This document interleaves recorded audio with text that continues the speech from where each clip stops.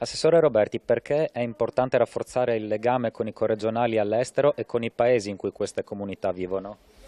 Il Friuli Venezia Giulia è stata terra di forte migrazione, abbiamo tanti discendenti sparsi in giro per il mondo, mantenere un legame è fondamentale e l'abbiamo visto anche nell'ultimo periodo, quando abbiamo visto tanti casi di figli discendenti di emigrati che hanno deciso di rientrare in Friuli Venezia Giulia per avere nuove opportunità di tipo lavorativo. Mantenere quei legami vuol dire lasciarsi aperta una porta per fare in modo che altri giovani possano venire in Friuli Venezia Giulia, dove l'economia cresce ma abbiamo bisogno di lavoratori.